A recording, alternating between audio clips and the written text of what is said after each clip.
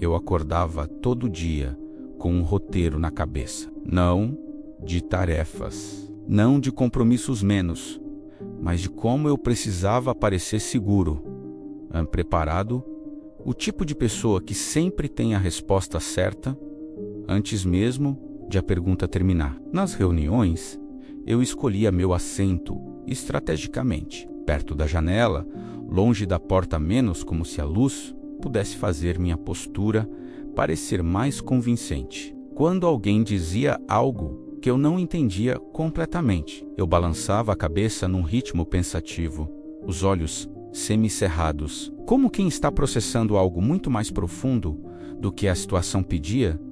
Era como viver com um diretor invisível me avaliando o tempo todo. E o pior, eu era o diretor, os atores e a plateia ao mesmo tempo. Quando alguém me perguntava como você está, eu nunca dizia simplesmente bem. Eu dizia algo como intenso, mas fluindo, como se minha vida fosse um documentário da Netflix que precisava de uma sinopse interessante. Eu me cobrava por não saber de coisas que ninguém esperava que eu soubesse. Me envergonhava de perguntas que qualquer pessoa sensata faria sem pensar duas vezes. Cada pequeno erro virava material para um tribunal interno que funcionava 24 horas por dia, 7 dias por semana, sem folga nos feriados. O cansativo não era a vida, era a performance constante de estar sempre bem dentro dela. Era uma terça-feira completamente comum, sem nenhuma razão dramática para existir, que decidiu, de alguma forma, me desmontar completamente. Começou no café da manhã, quando eu derrubei meu copo d'água em cima do notebook aberto, exatamente 2 minutos antes de uma chamada importante. Corri para pegar papel toalha, tropecei na cadeira e a cadeira bateu na prateleira, que derrubou o vaso de planta que eu nem sabia que tinha. Na chamada, eu ainda estava molhado, com terra na mão e um fone de ouvido com um lado que não funcionava. Fiz minha apresentação com o vídeo levemente tremendo porque segurava o notebook com uma mão enquanto tentava disfarçar com a outra que havia um pudim de barro na minha mesa. Depois, no supermercado, meu cartão foi recusado. Não por falta de saldo. O chip estava com defeito, mas o caixa precisou chamar o gerente. As 3 pessoas na fila atrás de mim esperaram em silêncio, enquanto eu tentava parecer despreocupado, como se aquilo fosse acontecer com qualquer um. Acontece com qualquer um, mas eu não conseguia sentir isso. E então veio o momento, o real. Na saída, com a sacola numa mão e o celular na outra, eu escorreguei numa poça de água invisível no piso polido do corredor. Não caí, de vez menos.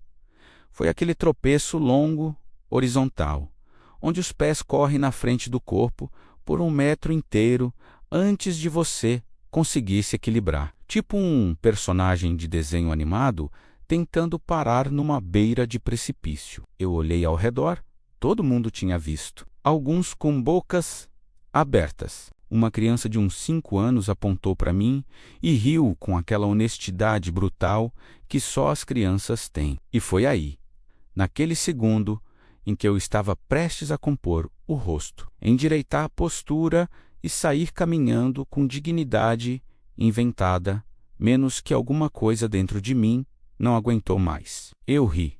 Um riso real, estúpido, alto demais para o lugar, que saiu antes que eu pudesse conter. E foi um dos melhores risos da minha vida. Tem uma coisa que eu descobri naquele dia e que ninguém me ensinou na escola, no trabalho, nem nenhuma palestra de desenvolvimento pessoal que já assisti. A maioria das pessoas não está pensando em você. Sabe aquele momento em que você diz algo errado numa conversa e passa o resto do dia revisitando mentalmente a cena, calculando o estrago, elaborando respostas alternativas para o que você deveria ter dito?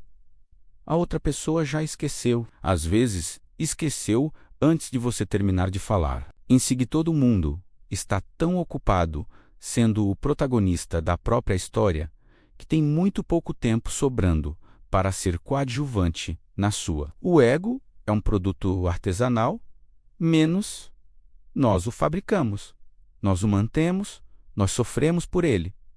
O ego é curioso, ele se vende como proteção, mas funciona mais como uma armadilha. Ele diz: não mostre fraqueza, ou vão te subestimar. Mas o que acontece de verdade quando alguém tem coragem de rir dos próprios erros? As pessoas se aproximam, confiam mais, respiram mais fundo, porque percebem que podem ser humanas também. Perfeição não cria conexão. Vulnerabilidade, sim, e não existe vulnerabilidade mais bonita do que conseguir rir de si mesmo com genuína leveza. Comecei a notar que nas conversas em que eu admitia não saber algo, o papo ficava melhor, mais honesto, mais interessante. Quando eu contava alguma história em que tinha saído por baixo, as pessoas se inclinavam para frente, não para me julgar, para se reconhecer. Porque a verdade é que todos nós já tropeçamos num supermercado. Todos nós já demos respostas antes de entender a pergunta. Todos nós já fingimos segurança com os joelhos tremendo. A diferença entre os que sofrem por isso e os que se libertam é simples. Os que se libertam encontraram a graça dentro do ridículo. As mudanças não foram dramáticas. Não teve um momento de virada cinematográfico com música de fundo e plano fechado no rosto. Foi mais como tirar um casaco que eu não sabia que estava usando. Gradual, quase imperceptível, mas profundamente aliviante. Comecei a chegar em lugares sem um roteiro de como eu deveria me apresentar. Comecei a fazer perguntas simples, em vez de fingir que já sabia as respostas. Comecei a deixar as pausas existirem nas conversas, sem corrida para prínquelas, como algo inteligente.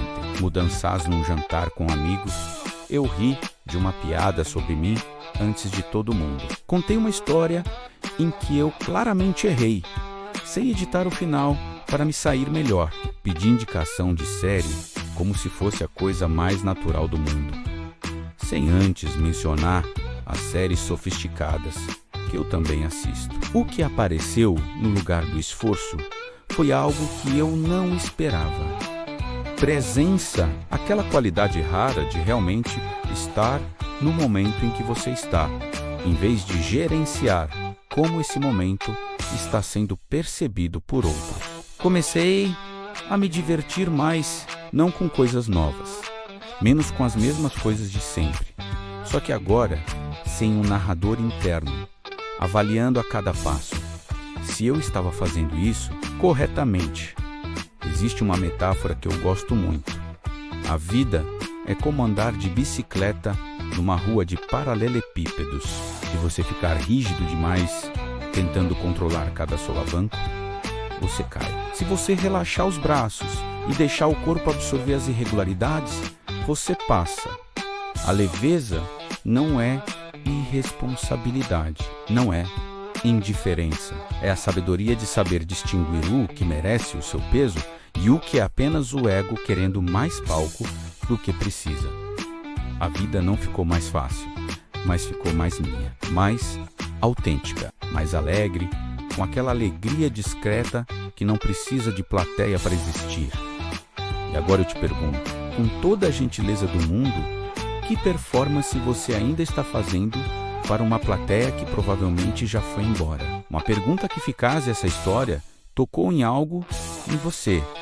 Qual parte de você está esperando permissão para relaxar? Compartilhe essa história com alguém que também carrega peso demais. Às vezes, o presente mais bonito que você pode dar é um convite para a leveza. Compartilhar essa história, próxima história. Porque algumas histórias são boas demais para ficar guardadas.